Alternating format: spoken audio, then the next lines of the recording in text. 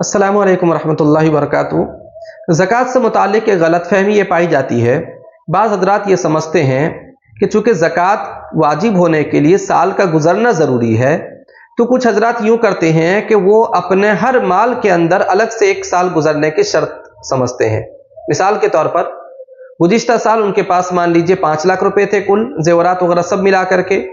अब इस साल जब ज़कात देने का वक्त आता है, मान लीजिए किसी आदमी का साल रमज़ान में पूरा होता है, अब अगर वो शाबान में कोई और एक ज़ेवर ख़रीद लिया, अब वो समझता है कि ये जो ज़ेवर 1 लाख रुपये या जितने रकम का ख़रीदा है, उस पर ज़कात तो आइंदा साल 1 साल गुजरने के बाद वाजिब होगा। याद रखें, मसला ये नहीं है, बल्कि जो आदमी निसाब का मालिक हो गया है एक मरतबा, दरमियान में उसके पास कितने रुपए आ रहे हैं, कितने जा रहे हैं, उन सब का अलग अलग हिसाब नहीं किया जाएगा। जब साल मुकम्मल होगा, उसके पास कुल जितना रकम हो उन सब का एक बार की ज़कात निकालना होगा।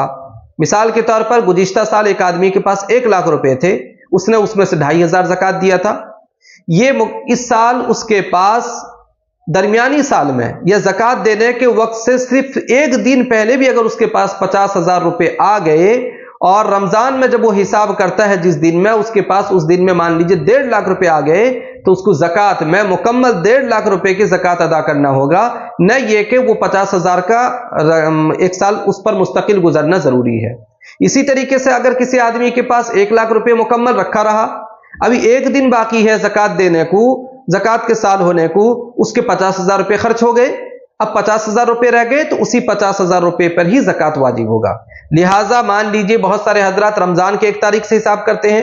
अगर रमजान के 1 तारीख मान लीजिए 10 तारीख में आता है अंग्रेजी के, और बहुत सारे हजरात को सैलरी वगैरह आए हैं, अभी उन्होंने पैसे को खर्च नहीं किया है, उनके पास वो पैसे रखे हुए हैं, तो उस महीने के सैलरी का भी उनको ज़कात देना होगा। तो ये आमतौर पर गलतफहमी पाई जाती है। इस मसले को मालूम करके सही से हिसाब करके ज़कात देनी चाहिए।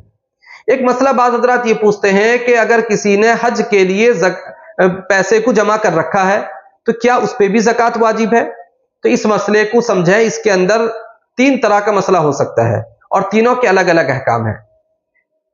कभी तो ऐसा होता है कि आदमी पैसा जो है वो सरकारी खाते में जमा कर दिया है बैंक के हज में जाने के लिए, या किसी प्राइवेट ट्रैवल वाले को दे चुका है हज में जाने के लिए।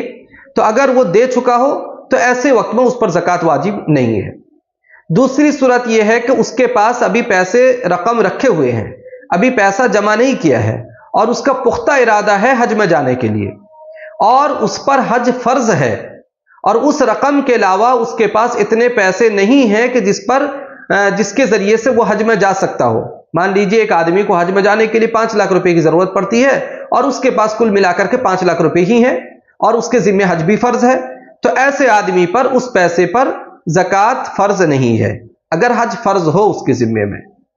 तीसरा आदमी वो है कि जिसके पास अभी पैसे रखे हुए हैं हज में जाने के लिए, लेकिन हज उस पर फर्ज नहीं है।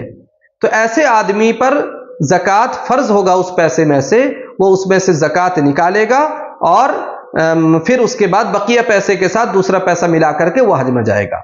तो कुल मिलाकर के इस मसले के अंदर 3 शिक है। अगर किसी पर हज फर्ज है और उसके पास उस माल के अलावा कोई और एक्स्ट्रा पैसा वगैरह नहीं है, और अभी वो रकम उसी के पास रखा हुआ है, तो भी उस पर ज़कात उस पैसे पर फर्ज नहीं है।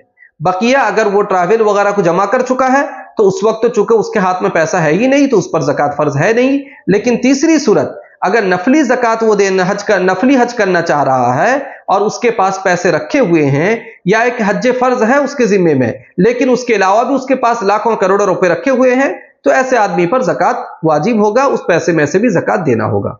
अल्लाह ताला हमें इन मसलों पर अमल करने की तौफीक अता फरमाए।